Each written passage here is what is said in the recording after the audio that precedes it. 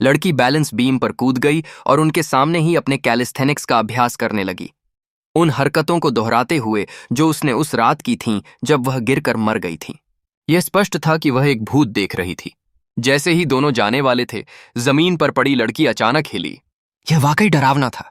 अपनी भयावह स्थिति से उबरते हुए वे तुरंत मुख्य द्वार की ओर दौड़े, लेकिन लोहे का गेट जोर से बंद पाया। हताश होकर उन्होंने दूसरा रास्ता ढूंढा। जैसे ही फोर आइज ने एक और गुप्त रास्ता खोजा, भाई कियांग भूत द्वारा जमीन पर गिरा दिए गए। अगले ही पल भूत भाई कियांग के ऊपर था। उस सुंदर आदमी को देखकर वह उससे अपनी नजरें नहीं हटा सकी। शायद भूत उसे चोट नहीं पहुंचाना चाहता था, इसलिए उसने भाई कियांग पर हमला जारी नहीं रखा। इस तरह वह इस भयावह स्थिति से बच निकला। फिर फोर आइजर को लेकर उन्होंने अपना पागलों जैसा भागना जारी रखा। बालकनी तक पहुंचकर जल्दी से मुख्य द्वार बंद कर दिया। जब भाई कियांग छत पर पहुंचा तो उसे लगा कि कुछ गड़बड़ है, क्योंकि आगे का रास्ता बहुत जाना पहचाना लग रहा था। वह डर गया और वहां से जाने से इनकार कर दिया। फोर आइज ने फिर चेतावनी के तौर पर एक सिक्का दिया।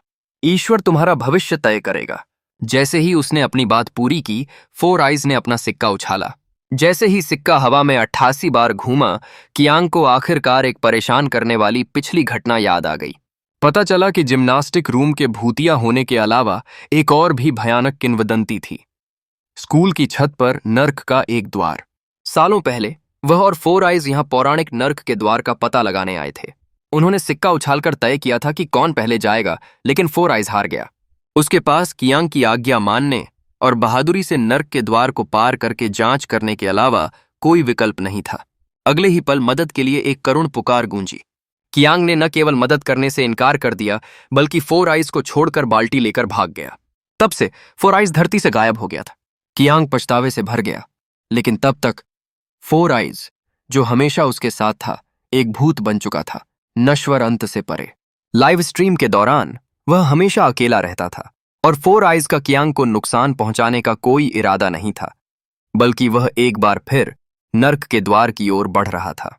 अपने पूर्व अच्छे भाई को पीछे हटते हुए देखकर कियांगे का दिल पछतावे से भर गया। अपने अच्छे दोस्त को और अकेला न छोड़ने के लिए वह इस बार भगोड़ा नहीं रहा, बल्कि सियांजी के पीछे नर्क के द्वार में चला गया।